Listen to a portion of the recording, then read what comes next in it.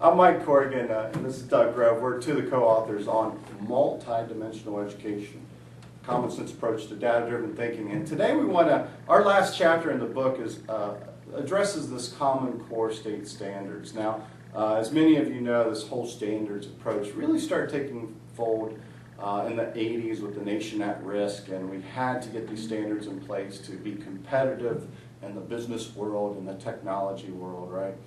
And you know, some of us are still debating, is that really working? Because if you look at the program of international student assessment, this national assessment, international assessment of how we're doing, they look at 15-year-olds from every country. And if you look at that over the last 3 decades, we are starting to fall. Our approach to standards isn't necessarily working.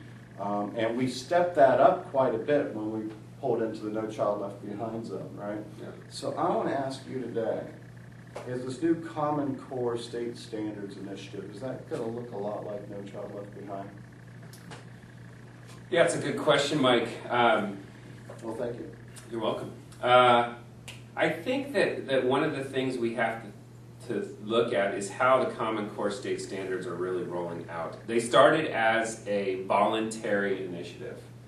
So in one sense, they're very different from No Child Left Behind, because No Child Left Behind was law, policy, mandated, had to do it. Right. No options. You're doing it or you're not getting Title I or a bunch of other types of funding from the federal government. The Common Core Standards Initiative, on the other hand, began as a voluntary thing that states could opt into to participate in. Voluntary in that.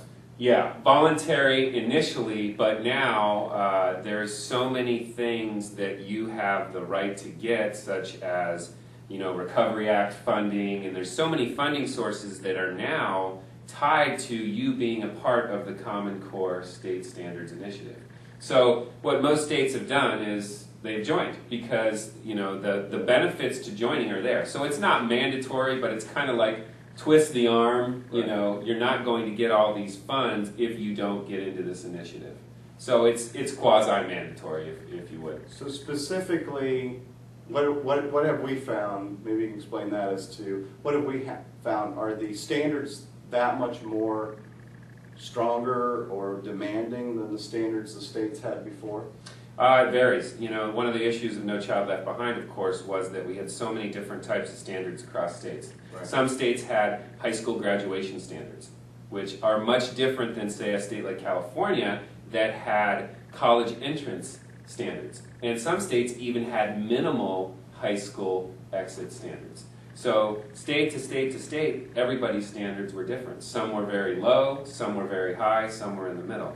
The Common Core State Standards Initiative, what it attempts to do is come up with a uniform, say, nationwide list of standards that are going to be applicable for every state. So some states are probably looking at that going, these are going to be too difficult. States like California are looking at the Common Core State Standards saying, these are easier than our state standards. And a great example of this is, I went into a meeting the other day and there was a couple district reading experts in there, a vice principal, a principal of a large school in California, and we got to talking about Common Core standards, and he got, a little bit upset, and he said, we have not mastered the California state standards yet, and now you want me to do new standards. The language I've been talking with my faculty, and he said, have been California state standards, and now you want me to adopt new standards. So there's some frustration out there, and I think rightly so. Are these replacing the state standards? Were the state standards not good enough, and now we're getting rid of them? And I think it raises a lot of frustration, a lot more questions for people. And what do you think it's going to do to testing? Is it going to be more testing? Is it going to be the same type of testing? Because one of the issues we address within our book is this whole cross-sectional approach to looking at test scores. We basically hold teachers accountable on how this year's test scores compared to next year's or last year's test scores. We're comparing this class to last year's class, and we know we have no control over that as to who we get. So is it going to be any different? Are we actually going to create better tests that we can use to measure growth and see if teachers are actually helping students learn? Yeah, and I think a guy like Stephen Krashen has done some blogging and some writing on that, and I think Stephen's really right on. When we get down to these kinds of tests and we're looking at the number of different details within these standards, we really might have larger tests. And that's the scary part of this to a certain extent. They're going to be longer? They could be longer. Yeah, I mean, if they're going to, and that's another issue too, is and you know that if we're going to have high stakes with these, if we're going to hold states accountable with these, if we're going to try to compare nationally and across states and across grade levels, these tests have to be pretty long. Right. And they're going to take longer time to do the tests. And the other thing that's really a little bit cart before the horse about the whole Common State Standards Initiative is now they're saying we're not going to have a test for a couple of years. So the really strange thing is that we're going to be teaching Common Core standards, but we're going to be using tests of, say, the California state standards or the Ohio state standards. We're going to be using the test of the old standards, but we're going to be using the new standards. That's another thing that makes no sense to teachers. So who's benefiting from this wonderful new system? Obviously, we know many teachers. We just worked with the school district yesterday. There's some teachers that are, genuinely excited about the Common Core standards. And let's get it straight. We need standards to push us to a higher level. We like standards, The question is how we're using them as our one indicator of success, our one guide of what we accomplish. Because we're equally about looking at developing great people, great citizens. We have kids. We want them to become better people and smarter, right? Yeah. But who benefits from this?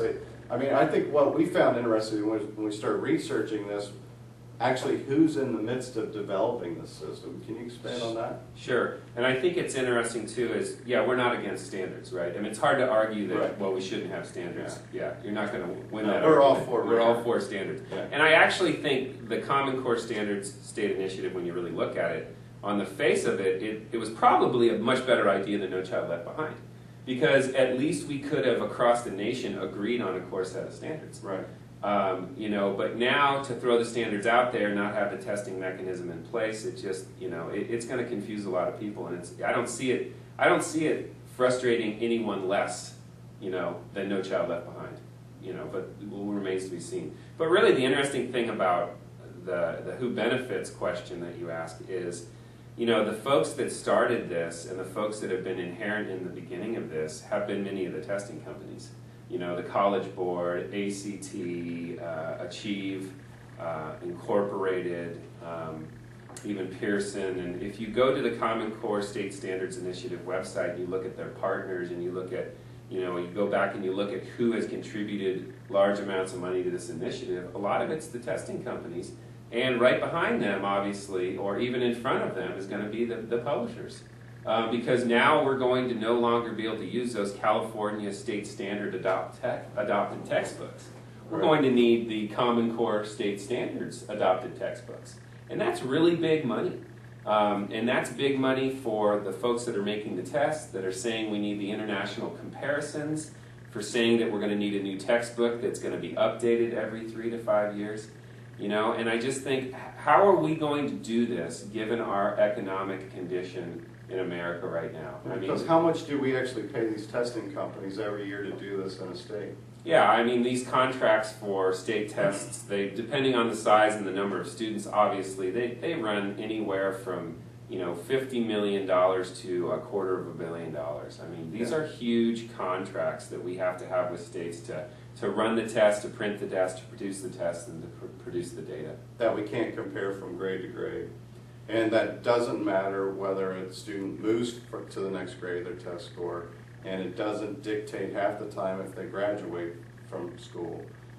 So we're still creating a test that really is not holding the student responsible. It's not helping us to see if we're helping the student learn individually. Yeah. And it's still not really fair to the teacher. Yeah, and I think I just kind of close on the conversation. Just, the the amount of weight that we put on the test score continues to be just too much. You know,